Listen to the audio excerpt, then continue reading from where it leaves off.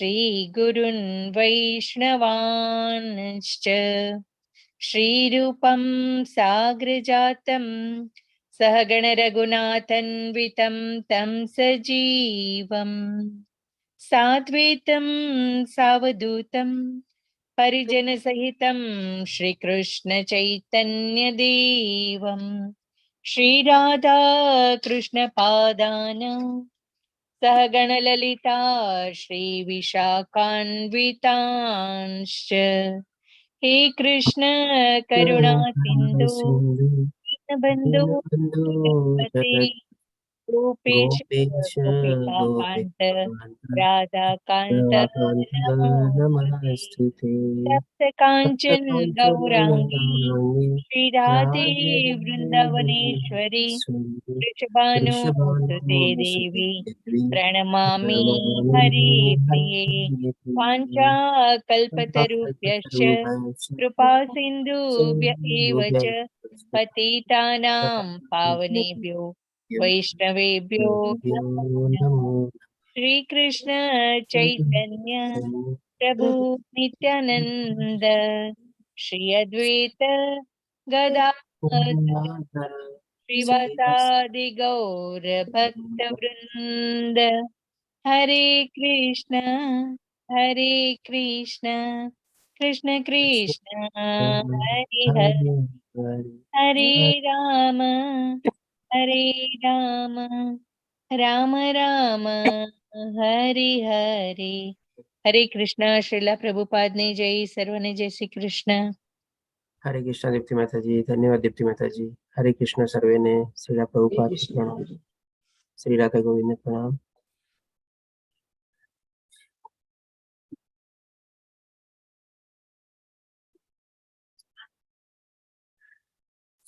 आज આપણે લેશું શ્રીમદ ભગવદ ગીતાનો 6ઠો અધ્યાય, જેનું નામ છે ધ્યાન યોગ અથવા તો અષ્ટાંગ યોગ. હવે આજની તારીખમાં આપણે જોઈએ છીએ કે ભાઈ યોગ નામે ઘણા બધા એવા ક્લાસીસ ચાલે છે, વર્ગો ચાલે છે અને બધું હોય છે, પણ યોગનો સાચો મતલબ શું છે? યોગ એટલે કે ભાઈ શું? મિલાન, કોઈકની સાથે મિલાપ કરવો આપણને, એટલે કે કમ્બાઈન થવું, જોડાવું. કોની સાથે? તો કે ભાઈ પરમેશ્વર સાથે જોડાવું. આજે આપણે જોઈએ છીએ ભગવદ ગીતાના જે 18 અધ્યાય છે, છેલ્લા આપણે યોગ શબ્દ આવે છે, એટલે કે શું? એ આપણને ભગવાનની સાથે જોડે છે. એટલે યોગનો સાચો મતલબ એ છે કે ભાઈ જેની સાથે જોડાવાનું છે એનું આપણે અધ્યયન કરી અને આપણને જોડાવામાં આપણને મદદરૂપ થાય. પણ આજની તારીખમાં આપણે જે કહીએ છીએ યોગ, એટલે કે યોગા ક્લાસ ને આ બધું જે ચાલે છે, એ આપણે કહી શકીએ કે એક જાતની એક્સરસાઇઝ છે, અથવા તો કારણ કે આ અધ્યાયમાં ભગવાન શ્રી કૃષ્ણ આપણને અષ્ટાંગ યોગનું જ્ઞાન આપશે અને એમાં 8 સ્ટેપ્સ બતાવશે.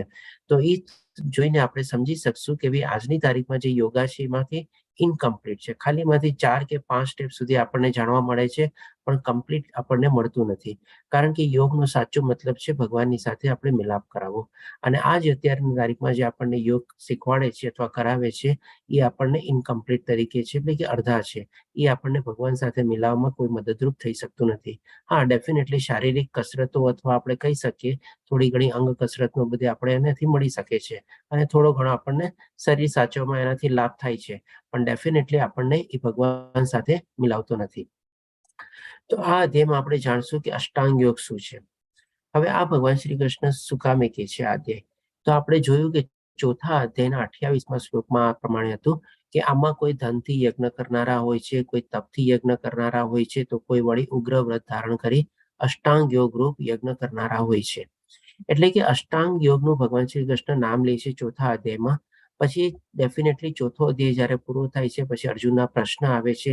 એટલા માટે ગઈકાલે આપણે 5મો અધ્યાય કર્મયોગ લીધો, અને જે ભગવાન શ્રી કૃષ્ણ અષ્ટાંગ યોગ આપણને જે ચોથા અધ્યાયમાં ઉચ્ચાર્યો હતો એ આપણને હજી સુધી વર્ણવ્યો નહોતો. એટલા પછી આ અધ્યાયમાં 6ઠા અધ્યાયમાં ભગવાન શ્રી કૃષ્ણ આપણને અષ્ટાંગ યોગનું જ્ઞાન આપે છે. તો આપણે કનેક્ટિંગ લિંક કરી શકીએ કે ભાઈ 6ઠા અધ્યાયની શેની સાથે લિંક છે આપણે. તો અષ્ટાંગ યોગ એટલે કે આપણે 8 અંગ સંબંધ, એટલે કે આપણે જોઈ શકીએ છીએ આપણા શરીર જે છે એ 8 જગ્યાએથી આપણું ફોલ્ડ થતું હોય છે, અથવા તો શરીર વળે છે આપણું. પહેલું આપણું ગરદન પાસેથી વળે છે, ટોકને આપણે આમ તેમ કરી શકીએ છીએ. બીજું આપણા શોલ્ડર એટલે ખભા પાસેથી. પછી ત્રીજું આપણા કોણીથી. ચોથું આપણા કાંડાથી, હાથના જે કાંડા હોય એનાથી આપણે હાથ વાળીએ છીએ. પાંચમું આપણા કમરથી.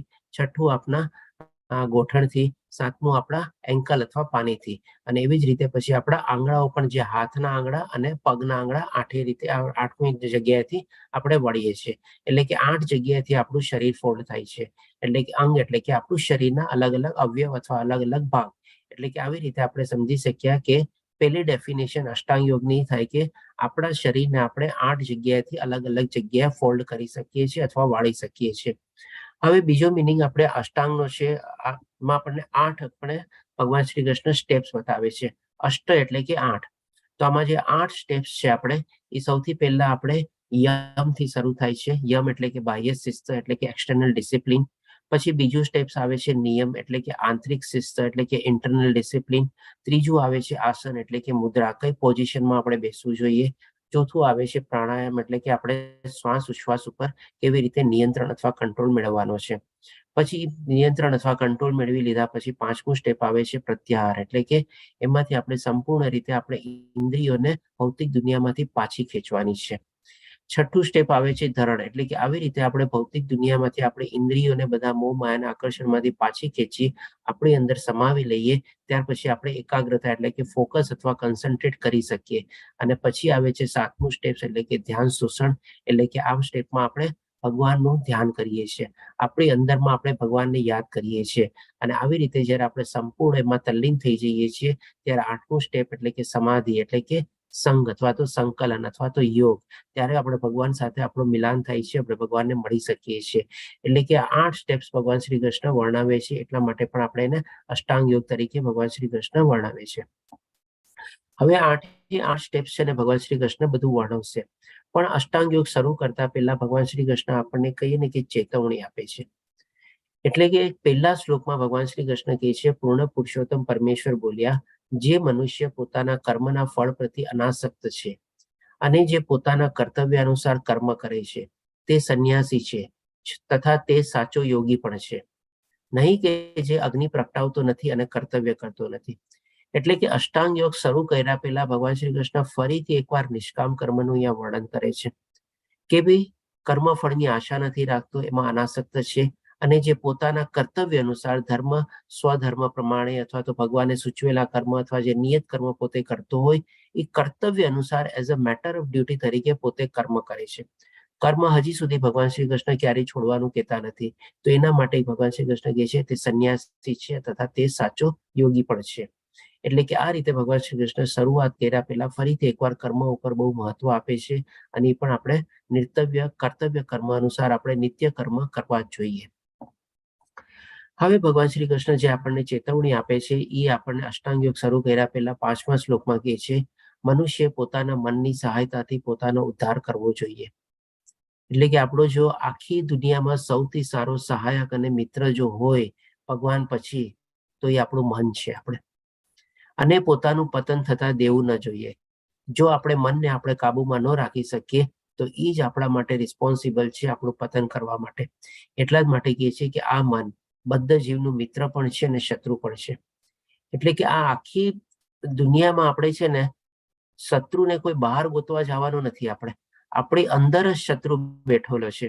જો એ આપણે મનને કંટ્રોલમાં નહીં રાખીએ અને એને દોરડા રૂપી લગામ રૂપી આપણે કંટ્રોલમાં નહીં રાખી શકીએ અને આમ તેમ ફંટાશે, તો એનાથી કરતા મોટો કોઈ શત્રુ આપણને આ દુનિયામાં કોઈ ગોતવા જવાની જરૂર છે નહીં અને છે થશે પણ નહીં.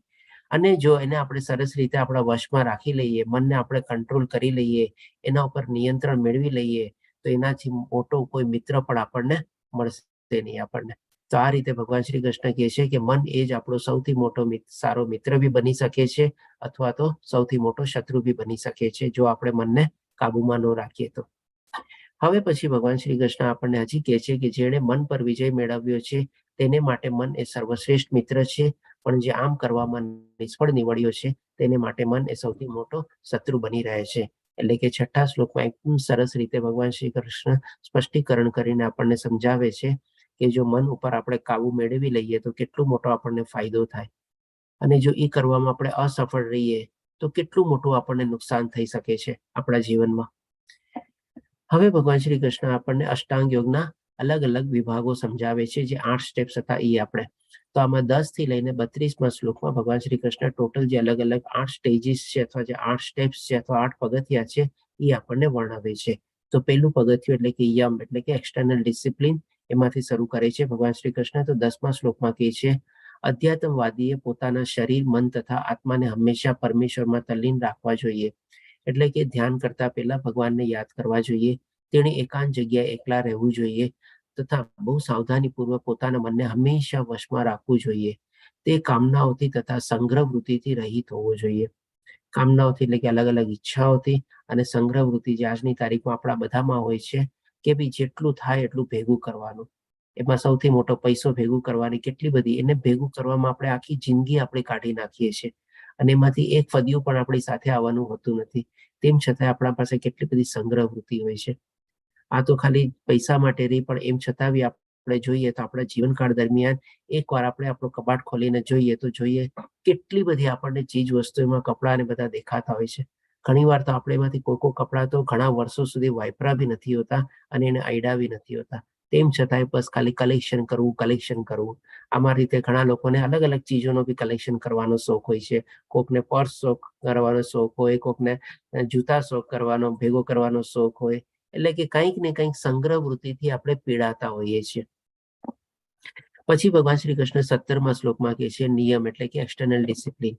જે મનુષ્ય આહાર, વિહાર, નિંદ્રા તથા કાર્ય કરવાની આદતોમાં નિયમિત રહે છે, એટલે કે બેલેન્સ લાઈફ જીવે છે. માપસર ખાવાનું, માપસર નિંદ્રા કરવાની એટલે કે સુવાનું, વિહાર એટલે કે માપસર ફરવાનું બી આવી ગયું એમાં, અને કાર્ય કરવાનું એટલે કે માપસર કામ કરવાનું. એટલે કે બધું બેલેન્સ હોવું જોઈએ. તે યોગાભ્યાસ દ્વારા સર્વ ભૌતિક દુઃખોને નષ્ટ કરી શકે છે. જે લોકો ખાલી આવી રીતે બેલેન્સ લાઈફ જીવતા હોય સરસ રીતે, એને ઘણી બધી શાંતિ બી મળતી હોય. અથવા તો ખાલી આપણે ગધેડાની જેમ કામ કરતા હોય અને પૈસા ભેગો કરવાની વૃત્તિમાં પડતા હોય, એને આપણે શાંતિ બી નથી મળતી હોતી અને કંઈક ને કંઈક તકલીફો પણ એ પ્રમાણે આવી રાખે છે. પછી હવે ત્રીજું સ્ટેપ એટલે કે આસન. 11 અને 12મા શ્લોકમાં ભગવાન શ્રી કૃષ્ણ આપણને બતાવે છે કે કેવી આસનમાં આપણે બેસવું જોઈએ અથવા તો સિટિંગ પોસ્ચર આપણી કેવી હોવી જોઈએ. તો યોગાભ્યાસ કરવા માટે મનુષ્ય એકાંત સ્થાનમાં જઈને ભૂમિ પર કુશ ઘાસ પાથરવું અને પછી તેને મૃત ચર્મથી ઢાંકી ઉપર સુવાળું વસ્ત્ર પાથરવું. આસન બહુ ઊંચું કે બહુ નીચું ન હોવું જોઈએ અને તે પવિત્ર સ્થાનમાં હોવું જોઈએ. બહુ ઊંચું કે નીચુંનો મતલબ એટલા માટે ભગવાન શ્રી કૃષ્ણ કહે છે કે જો આપણે આવી રીતે આસન ગ્રહણ કરીને બહુ ઊંચું આસન બનાવીએ ને તો થોડું ઘણું આપણને અહંકાર આવી જાય.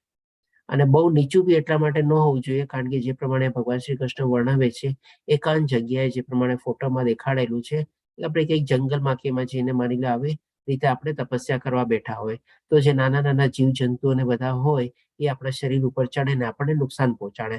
એટલે કે શું આપણે ફોકસ ન કરી શકીએ. એટલે કે બહુ નીચું બી ન હોવું જોઈએ, એવી રિઝનેબલ હાઇટમાં હોવું જોઈએ આપણે. પછી યોગીએ તેની ઉપર સુસ્થિર થઈને બેસવું જોઈએ. એટલે કે એકદમ સરસ મજાનું આસન ગ્રહણ કરીને એમાં ઉપર પોતાની જાતને બેસાડવાનું અને મન, ઇન્દ્રિયો તથા કાર્યને વશમાં કરીને મનને એક બિંદુ પર સ્થિર કરીને હૃદયને શુદ્ધ કરવા માટે યોગાભ્યાસ કરવો જોઈએ. એટલે કે શું મનને આપણે આપણી ભ્રુકુટીની વચ્ચે આપણે કેન્દ્રિત કરવું જોઈએ. આ બે આંખોને આપણે ત્યાં કેન્દ્રિત કરવી જોઈએ અને આપણે જે નાકનો અહીંયા ટેરવો હોય એના ઉપર આપણે નજર રાખવી જોઈએ. પછી હવે પ્રાણાયામ એટલે કે આ આપણને ભગવાન શ્રી કૃષ્ણ 5મા અધ્યાયમાં 27 અને 28મા શ્લોકમાં બતાવે છે. તો એ જ હિસાબે અહીંયા ટાંકવામાં આવેલો છે, જે આપણે ચોથું સ્ટેપ્સ છે. સર્વ બાહ્ય ઇન્દ્રિય વિષયોને બહાર કરીને દ્રષ્ટિને બે ભ્રમરોની વચ્ચે કેન્દ્રિત કરીને શ્વાસ તથા ઉશ્વાસને નસકોરાની અંદર રોકીને અને એ રીતે મન, બુદ્ધિ તથા ઇન્દ્રિયોને વશમાં રાખીને મોક્ષ પ્રતિ લક્ષ્ય રાખનાર યોગી ઈચ્છા, ભય તથા ક્રોધથી રહિત થઈ જાય છે. આવી અવસ્થામાં સતત રહેનાર યોગી નિસંદેહ મુક્ત હોય છે. એટલે કે આપણા શ્વાસ અને ઉશ્વાસ ઉપર આપણે કંટ્રોલ અથવા નિયંત્રણ મેળવવાનું છે આ સ્ટેપ્સમાં. ખરેખર અંશે આપણે જોઈએ કે ભાઈ પ્રાણાયામ આજે ઘણા લોકો કરતા હોય છે અને થેન્ક્સ ટુ આપણે રામદેવ બાબાજી કે ભાઈ એમના તરફથી એટલો બધો પ્રચાર ને બધું કરવામાં આવેલું છે. ઘણા લોકો જે નહોતા કરતા પહેલા એ પણ આજે લોકો પ્રાણાયામ લેવલ સુધી બધું કરવા માંડ્યા છે. તો અને આજની તારીખમાં બી આપણે જોઈ શકીએ જે યોગા ને બધું આપણને કરાવે છે એ થોડે ઘણે અંશે આપણને 3 થી 4 સ્ટેપ સુધી આપણને કરાવે છે. પણ હવે આગળના જે સ્ટેપ્સ છે આના એ જ આપણે કહી શકીએ કે અષ્ટાંગ યોગના મેઇન આપણે સ્ટેપ્સ છે. કારણ કે એમાં જ આપણે ભગવાન ઉપર ધ્યાન કેન્દ્રિત કરીને ભગવાનનું સ્મરણ કરીને ભગવાનને યાદ કરીને ભગવાનની સાથે આપણે મિલાન કરી શકીએ છીએ. તો અત્યાર સુધી આપણે જોયા કે 4 સ્ટેપ્સમાં યમ, નિયમ, આસન અને પ્રાણાયામ જે કહી શકીએ કે ઘણી ખરી રીતે આજના પ્રેક્ટિકલ લાઈફમાં અર્થમાં આપણને ઉપયોગી થાય છે, આપણને શરીરને સારી રીતે જાળવવા માટે. પણ હવે જે બાકીના 4 સ્ટેપ્સ છે એમાં ભગવાન શ્રી કૃષ્ણ પછી 5મા સ્ટેપમાં કહે છે પ્રત્યાહાર. એટલે કે આ સ્ટેજમાં ઇન્દ્રિય, આપણી શારીરિક ઇન્દ્રિયો છે, કર્મેન્દ્રિયો અને જ્ઞાનેન્દ્રિયો છે, એ બધાને ભૌતિક દુનિયાથી આપણે પાછી ખેંચવાની છે. આ પ્રમાણે શરીર, મન તથા કર્મમાં હર હંમેશ સંયમનો અભ્યાસ કરતો સંયમિત મનવાળો યોગી આ ભૌતિક અસ્તિત્વ સમાપ્ત થયે ભગવત ધામ અથવા કૃષ્ણ લોકને પ્રાપ્ત કરે છે. એટલે કે આ સ્ટેજમાં એ પોતાની જાતને સંપૂર્ણ રીતે ભૌતિક દુનિયાથી અળગો કરી દે છે, અલિપ્ત કરી દે છે, જુદો પાડે છે પોતાના યોગાભ્યાસ દ્વારા. અને એટલું સરસ રીતે મન ઉપર સંયમિત કેળવેલું હોય છે કે એના મનમાં કોઈ વિચારો જેવા બીજા કોઈ આવતા જ નથી અને મન ક્યાંય બીજે ભટકતું નથી.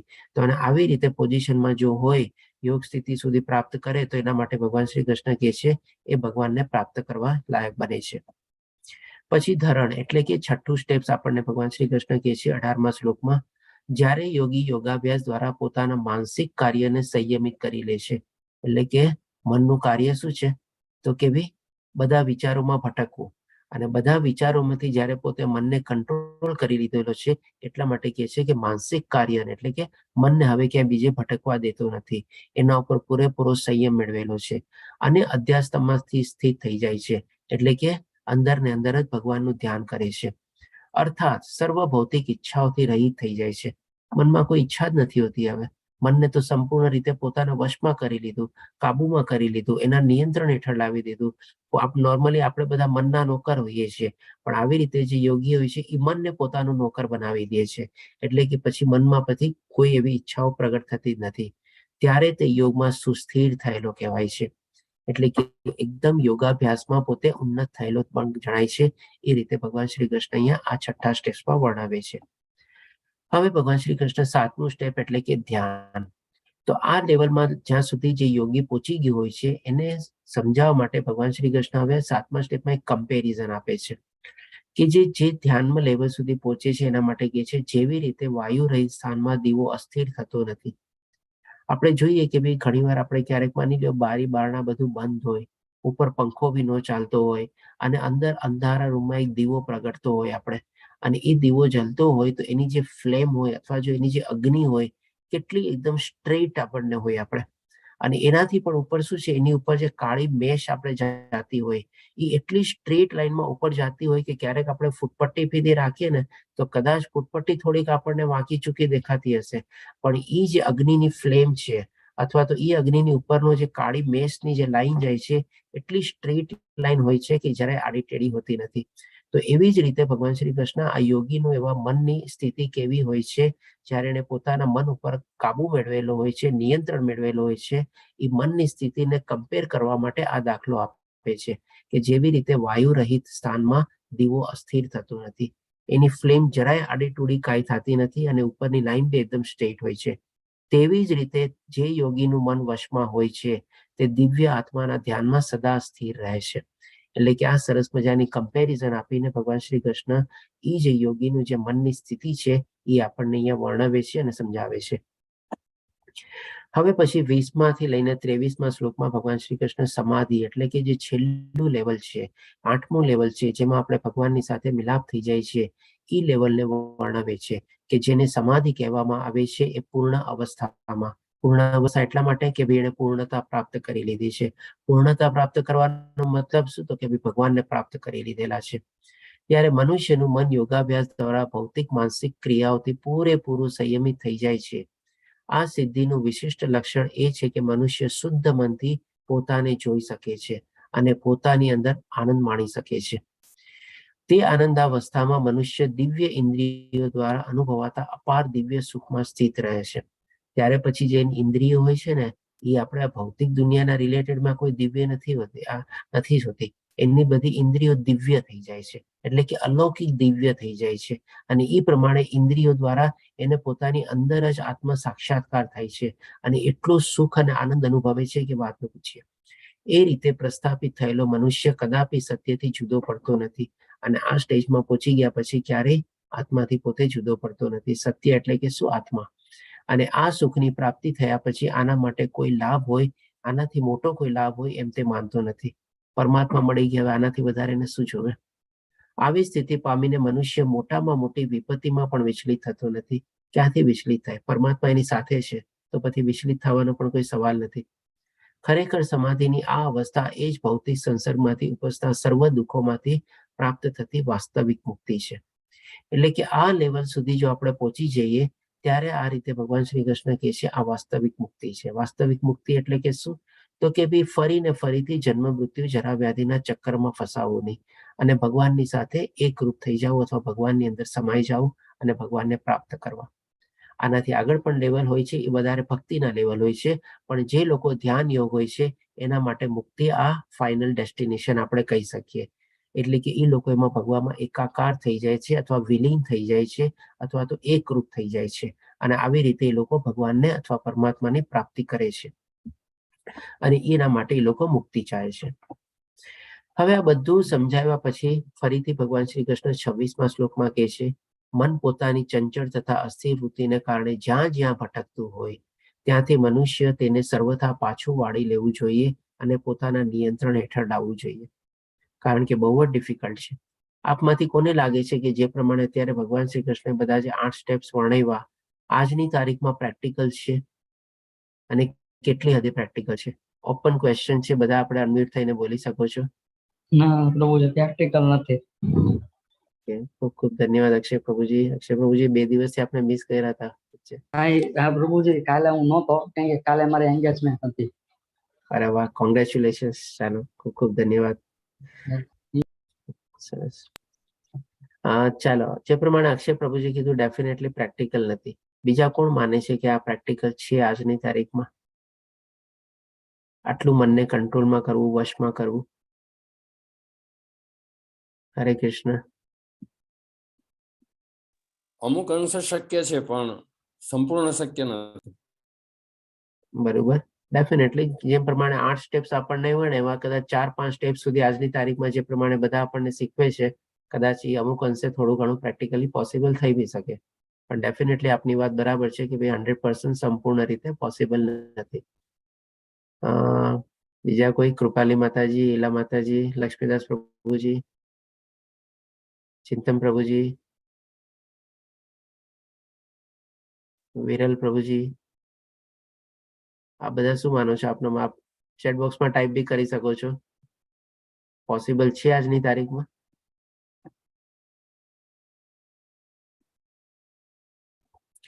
ઓકે, તો ડેફિનેટલી જે પ્રમાણે આપણને આઉટપુટ ફીડબેક મળ્યું એ પ્રમાણે પોસિબલ નથી આજની તારીખમાં. સૌ પ્રથમ તો પહેલા સ્ટેપમાં જે પ્રમાણે વર્ણન છે ને એકાંત સ્થાનમાં જઈને બેસવું. આજે પહેલાના વખતમાં તો ચાલો એવા જંગલો ને બધા હતા કે લોકો બધા ત્યાં જઈને એવી તપસ્યા ને એવી બધી સાધના બી કરી શકતા હતા. આજની તારીખમાં આપણે એવું એકાંત સ્થળ આપણને ક્યાં મળે છે? ઇવન આપણા ઘરની અંદર બી આપણને નથી મળતું એકાંત સ્થળ. અને આજે માની લો આપણે વિચારીએ કે કોઈ જંગલમાં ને ત્યાં જઈને આપણે બેસીએ તો જંગલમાં પણ છે ને આજની તારીખમાં આપણને એન્ટ્રી નથી. એમાં પણ એન્ટ્રી માટે આપણે ટિકિટ કપાવવી પડે છે અને જ્યારે સાંજના જંગલ બંધ થવાનું ત્યારે બધાને પછી એમાંથી બહાર નીકળવું પડે. તો આ તપસ્યા અને સાધના માટે તો કે ને દિવસોની પણ વર્ષો લાગી જાય. તો એવું આપણને એકાંત સ્થળ બી કઈ જગ્યાએ મળે બોલો? અને જે પ્રમાણે બાકી બધા સ્ટેપ્સ પ્રમાણે ભગવાન શ્રી કૃષ્ણ વર્ણવેલા છે બહુ પોસિબલ નથી આજની તારીખમાં. એટલું મને રાખવું આપણે કંટ્રોલ છે નહીં આપણા બસમાં રાખવું એને. અને એટલા જ માટે છે ને આજની તારીખમાં અષ્ટાંગ યોગને ફોલો કરવો પ્રેક્ટિકલી ઇમ્પોસિબિલિટીના કારણે એને ઘણી જગ્યાએ વર્જિત બી કરવામાં આવેલો છે. કારણ કે આ ચીજ આપણે કરી જ નથી શકતા.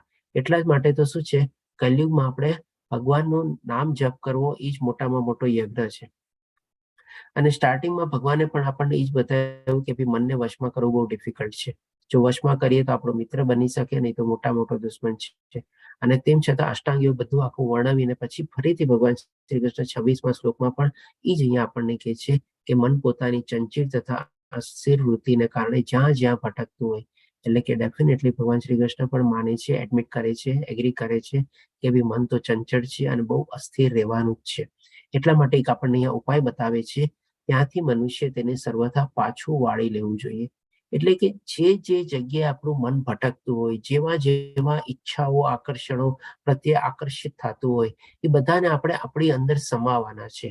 જેમ ફરીથી એ જ એક્ઝામ્પલ આપું છું, જેમ સાગરના મોજા ઉછળતા હોય અને ફરીથી વળી વળીને પાછા સાગરમાં સમાઈ જતા હોય, એવી રીતે આપણે પણ આપણી મનની ઈચ્છાઓને આપણી અંદર ઉગવાની છે, કારણ કે મનનો નેચર જ છે આપણે, અને પણ એને આપણે અંદર જ સમાવી લેવાની છે.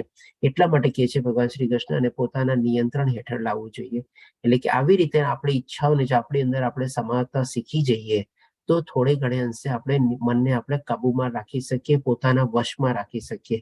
એટલીસ્ટ સંપૂર્ણ રીતે મનના નોકર તો ન બનીએ, થોડા ઘણા અંશે આપણે એને કાબુમાં રાખીને આપણી હેઠળ રાખવાની આપણે કોશિશ કરીએ. હવે પછી ભગવાન શ્રી કૃષ્ણ કહે છે, એટલે કે અર્જુન હવે 36મા શ્લોકમાં આપણા વતી પ્રશ્ન પૂછે છે. એ પ્રશ્ન પણ બહુ પ્રેક્ટિકલ પ્રશ્ન હતો કે ત્રીજામાં આપણે મનને કાબુ રાખવાની આવશ્યકતા શું છે, એટલે કે શું કામે જરૂરી છે. 33 થી લઈને 36મા શ્લોકમાં અર્જુન પ્રશ્ન પૂછે છે.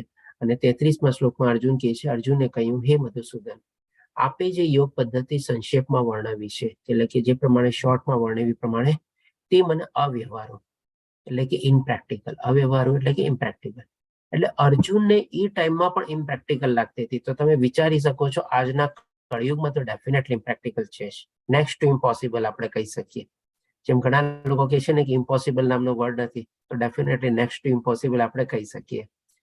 તથા નભાવી ન શકાય એવી, નભાવી ન શકાય એટલે કે ભાઈ એને પ્રેક્ટિકલી આપણે એને કરી નથી શકતા, ઇમ્પ્લિમેન્ટ નથી કરી શકતા. અવ્યવહારુ એટલે કે ઇમ્પ્રેક્ટિકલ બી થઈ ગયા, અને નભાવી એટલે કન્ટિન્યુ બી આપણે નથી કરી શકતા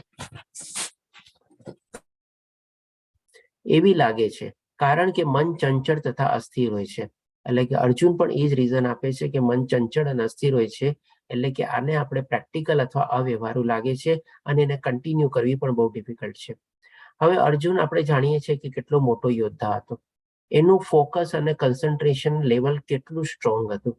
જ્યારે પોતે ગુરુકુળમાં ભણતો હતો ત્યારે પણ એક પરીક્ષા લેવામાં આવે છે, ત્યારે કહે છે કે મને એ પક્ષીની આંખ સિવાય બીજું કાંઈ દેખાતું નથી. જ્યારે કે બાકી બધા લોકો કહે છે મને ડાળ, પાંદડા, વૃક્ષ, આ તે બધું દેખાય છે, પણ અર્જુનનું ફોકસ અને કન્સન્ટ્રેશન લેવલ એટલું સ્ટ્રોંગ હતું કે કહેતો હતો કે ભાઈ મને પક્ષીની આંખ સિવાય કાંઈ દેખાતું નથી, જે એનું ટાર્ગેટ હતું, અથવા તો એની આંખને વિંધવાની હતી, જે ગુરુ દ્રોણાચાર્ય કહે છે. હવે ચાલો, એ તો ત્યારે યંગ હતો ને બધું હોઈ શકે. પછી જ્યારે આપણે દ્રૌપદીનો સ્વયંવર થાય છે ત્યારે પણ એમનું કન્સન્ટ્રેશન, ફોકસ લેવલ, અને ત્યારે તો આપણે કહીએ ને જંગલમાં એ લોકો સંન્યાસ કાઢતા હતા, એટલે સંન્યાસો એ લોકોને ત્યાં આપણે એ પ્રમાણે ત્યાં ગાળવાનો સમય 12 વર્ષનો વનવાસ ગાળવાનો કહેવામાં આવેલો હતો. એટલે કે વનવાસના સમય તો એને પ્રેક્ટિસ ન કરી હોય આટલી બધી, તેમ છતાં પણ એ જયારે સ્વયંવરમાં જાય છે ત્યારે કેટલી સરસ રીતે પાણીમાં પ્રતિબિંબ પડે છે માછલીનું, અને પ્રતિબિંબથી જોઈને એટલે કે રિફ્લેક્શન જોઈને એ ઉપર આપણે માછલીની આંખ વિંધે છે. એને ઉપર બી નહોતું જોવાનું, પાણીમાં પ્રતિબિંબ જોઈને એને આંખ વિંધવાની હતી. એટલું હાઈ કન્સન્ટ્રેશન અને ફોકસ લેવલ હતું, તેમ છતાં પણ અર્જુન આ પ્રશ્ન કરે છે. તો આપણા માટે તો આજની તારીખમાં જોઈ શકીએ છીએ કે ભાઈ કેટલું બધું ડિફિકલ્ટ છે આપણે.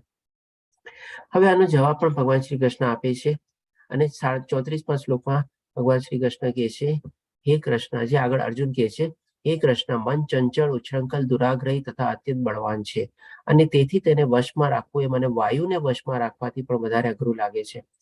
હોઈ શકે અર્જુન પાસે એવી શક્તિ બી હતી કે વાયુને પણ વશમાં રાખી શકે, એટલા જ માટે એ કહે છે કે મને વાયુને વશમાં રાખવા કરતા પણ વધારે અઘરું લાગે છે. હવે ભગવાન શ્રી કૃષ્ણ આનો જવાબ આપે છે. તો 35મા શ્લોકમાં ભગવાન શ્રી કૃષ્ણ કહે છે, ભગવાન શ્રી કૃષ્ણે કહ્યું, હે મહાબાહુ કુંતી પુત્ર, નિસંદેહ ચંચળ મનને વશ કરવું તે અત્યંત અઘરું છે.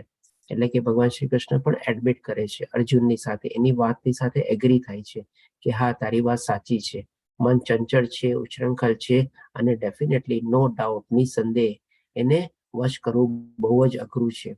પણ સાથે સાથે એનો ઉપાય બી બતાવે છે. ભગવાન શ્રી કૃષ્ણે બધી જગ્યાએ અર્જુનના પ્રશ્નોના બંને પહેલું તરફથી જવાબ આપ્યા છે. એમને કે ખાલી એક જ પહેલું ટચ કર્યો છે અને બીજી બાજુ સિક્કાની બીજી બાજુ નથી સમજાવી, બંને બાજુ સમજાવી છે. અને કોક જગ્યાએ દાખલા આપીને, કમ્પેરિઝન આપીને બી સમજાવી છે. અને ઘણી જગ્યાએ ભગવાન શ્રી કૃષ્ણ એમાં આપણને સરસ મજાનું સોલ્યુશન બી આપેલું છે. તો અહીંયા પણ ભગવાન શ્રી કૃષ્ણ એનું સોલ્યુશન બી આપે છે. તે કેટલીક કહે છે કે અત્યંત અઘરું છે, પરંતુ યથા યોગ્ય અભ્યાસ એટલે કે કન્ટિન્યુઅસ પ્રેક્ટિસ તથા વૈરાગ્ય દ્વારા તેને વશ કરવું શક્ય છે. વૈરાગ્ય એટલે કે આસ્તે આસ્તે ભૌતિક દુનિયાની બધી ઈચ્છાઓથી આપણા મનને વાળવું. જે પ્રમાણે પહેલા પણ ભગવાન શ્રી કૃષ્ણે બતાવ્યું કે ભાઈ જ્યાં જ્યાં મન ભટકતું હોય એને વાળીને એને પોતે મનને નિયંત્રણમાં રાખવું જોઈએ. પહેલો ઉપાય એ બતાવ્યો. બીજો ઉપાય અહીંયા બતાવે છે કે યથા યોગ્ય અભ્યાસ એટલે કે કન્ટિન્યુઅસલી પ્રેક્ટિસ તો કરવી જ જોઈએ. અને ત્રીજો ઉપાય કે વૈરાગ્ય કેળવવું જોઈએ. એટલે કે 3 ઉપાય બી બતાવે છે ભગવાન શ્રી કૃષ્ણ કે મનને કેવી રીતે આપણે કંટ્રોલમાં રાખવું જોઈએ.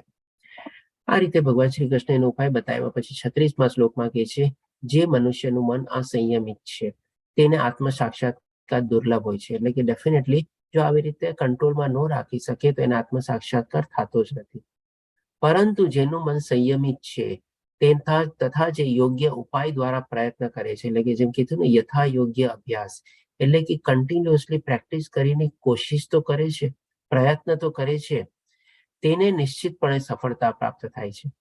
એટલે કે એકદમ ઇમ્પોસિબલ ડિફિકલ્ટની બી નથી. ડેફિનેટલી જો આવી રીતે આપણે કન્ટિન્યુઅસલી અભ્યાસ કરતા રહીએ તો આપણું મન કંટ્રોલમાં આવવાનું જ છે આપણી અંદર, અને એવી રીતે આપણને લાભ મળવાનો જ છે, એવી રીતે આપણને એ સફળતા મળવાની જ છે. તો આ રીતે ભગવાન શ્રી કૃષ્ણ કહે છે આ મારો અભિપ્રાય છે. હવે પછી અર્જુન 37મા શ્લોકમાં હજી પ્રશ્ન પૂછે છે, એટલે કે જે લોકો આવો યોગાભ્યાસ કરતા હોય અને એમાં જો અસફળ થાય તો.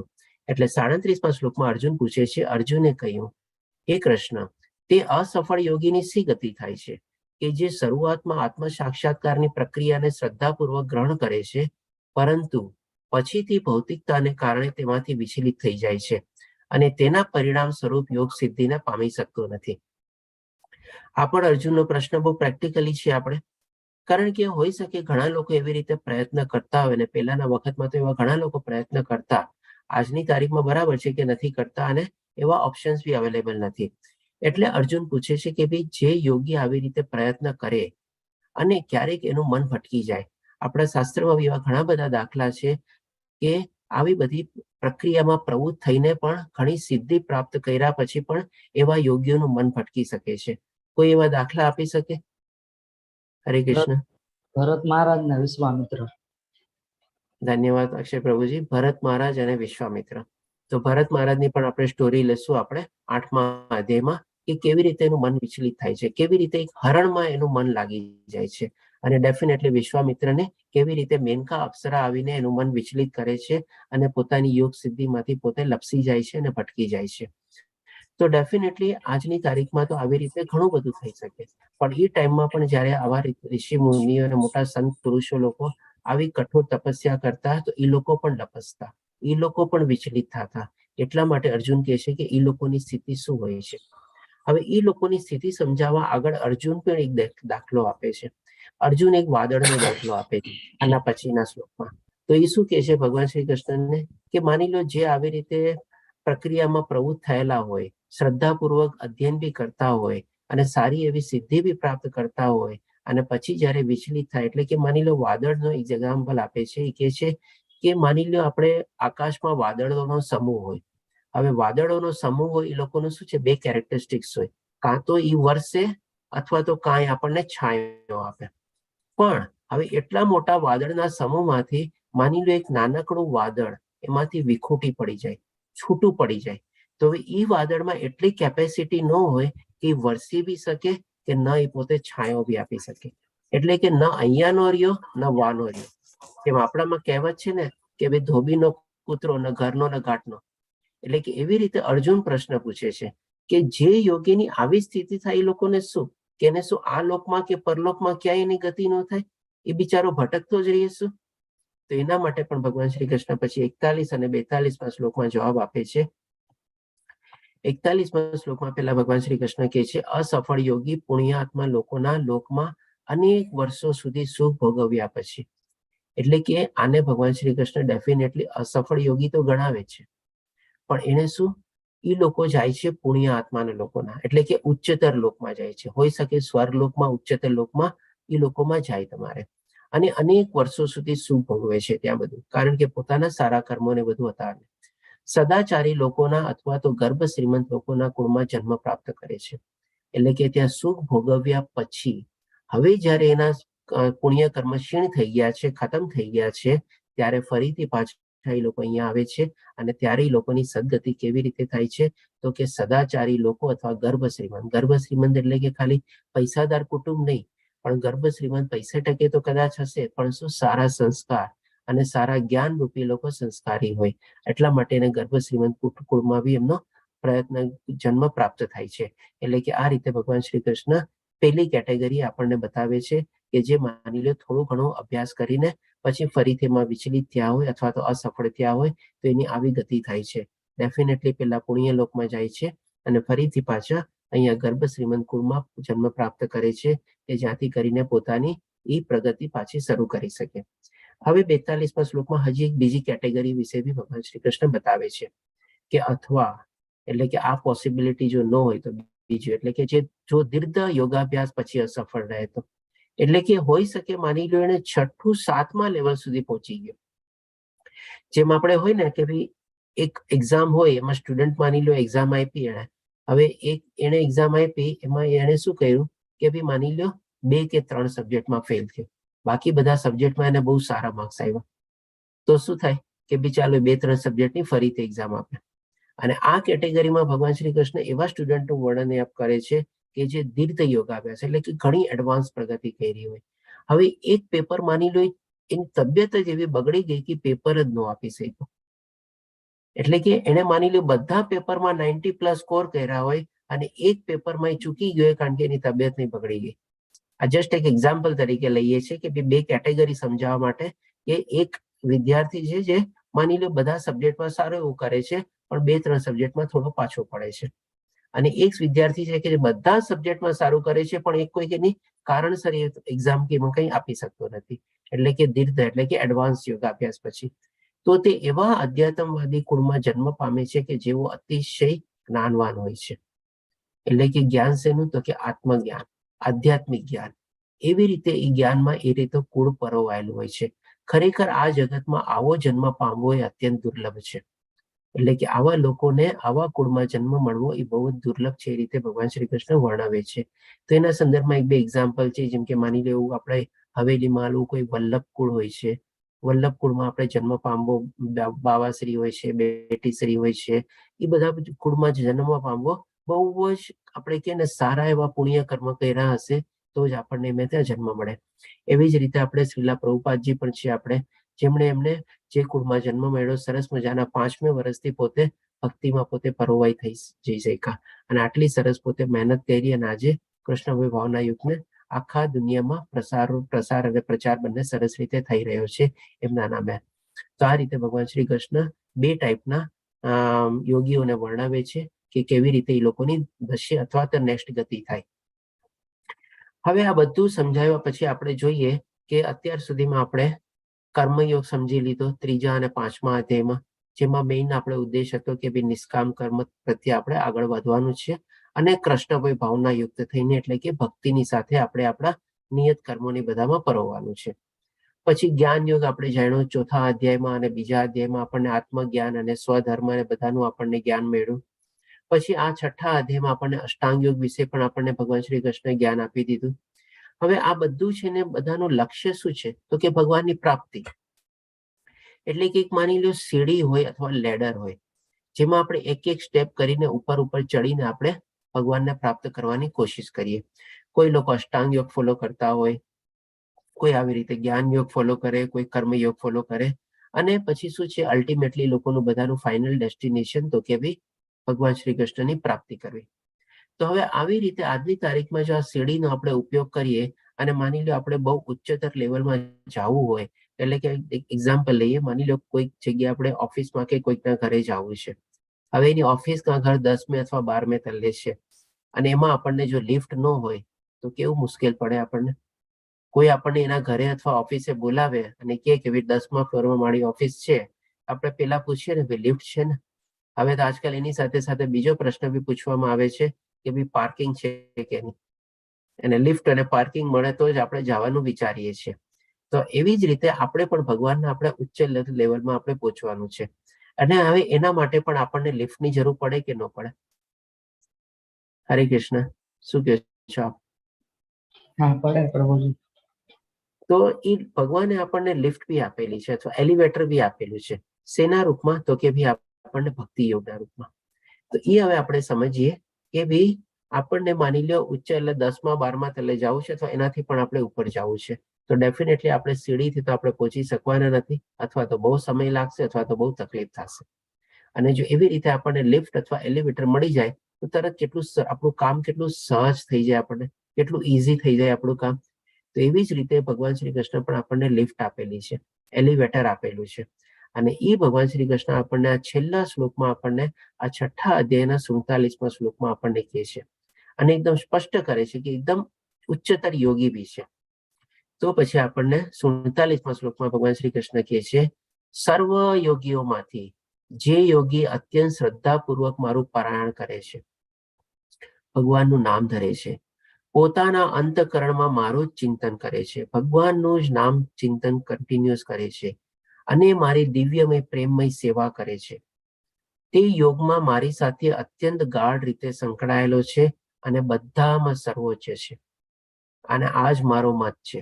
એટલે કે આવી રીતે ભગવાન શ્રી કૃષ્ણ આપણને બહુ સરળ સીધો ઉપાય બતાવે છે, અને એક આપણને લિફ્ટ અને એલિવેટર આપે છે કે જેથી કરીને આપણે ભક્તિ યોગમાં આપણે આગળ વધીએ અને તરત ને તરત આપણે ભગવાનની ભક્તિમાં પ્રવૃત્ત થઈને આપણે ભગવાનને પ્રાપ્ત કરવામાં આપણે સફળ થઈએ. તો આ રીતે આપણને ભગવાન શ્રી કૃષ્ણ 4 સ્ટેપ્સ વર્ણવે છે. એવી અત્યંત શ્રદ્ધાપૂર્વક મારું પારાયણ કરે છે. બહુ જ શ્રદ્ધા, આસ્થા અને વિશ્વાસથી આપણે ભગવાનનું નામ ભરવાનું છે. પોતાના અંતઃકરણમાં મારું ચિંતન, એટલે ભગવાનનું કન્ટિન્યુઅસલી ભગવાનનું ચિંતન કરતું રહેવાનું છે.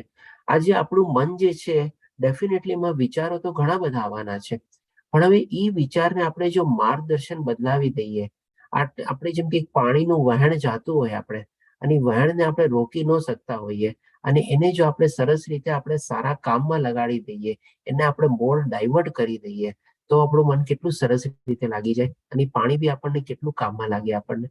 તો એવી જ રીતે આપણે મનને જે પ્રમાણે અધ્યાયમાં આપણને બતાવ્યું કે આપણે મિત્ર બનાવવાનો છે, મિત્ર બનાવીને એટલે કે ભગવાનનું ચિંતન કરીને બધામાંથી આપણે એને પાછું ખેંચવાનું છે, અને મારી દિવ્યમય પ્રેમમય સેવા કરે છે, એટલે કે કન્ટિન્યુઅસલી ભગવાનની સેવા કરવાની છે. તે યોગમાં મારી સાથે અત્યંત ગાઢ રીતે સંકળાયેલો છે, અને મારી અને બધામાં સર્વોચ્ચ છે. આ રીતે ભગવાન શ્રી કૃષ્ણ ભક્તિ યોગને સર્વોચ્ચ બતાવે છે, અને એવી રીતે જો ભક્તિમાં આપણે પ્રવૃત્ત થઈએ તો આપણે ભગવાનને પ્રાપ્ત કરવું સહજ થઈ જાય છે. તો આ રીતે આપણો અહીંયા 6થો અધ્યાય કમ્પ્લીટ થાય છે. વાંછા કલ્પતરુભ્યશ્ચ કૃપા સિંધુભ્યૈવ ચ પતિતાનાં પાવનેભ્યો વૈષ્ણવેયો નમો નમઃ. હરે કૃષ્ણ કૃષ્ણ કૃષ્ણ હરે હરે, હરે રામ રામ રામ હરે હરે.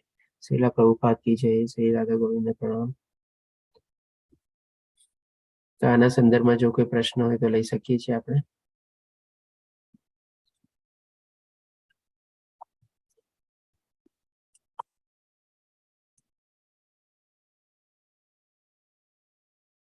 હરે કૃષ્ણ. કોઈને કોઈ પ્રશ્ન?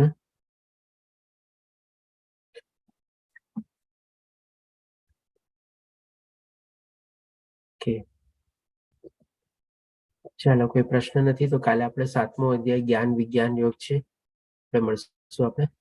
હરે કૃષ્ણ સર્વેને. હરે કૃષ્ણ. હરે કૃષ્ણ. હરે હરે કૃષ્ણ. કૃષ્ણ. હરે કૃષ્ણ પ્રભુજી.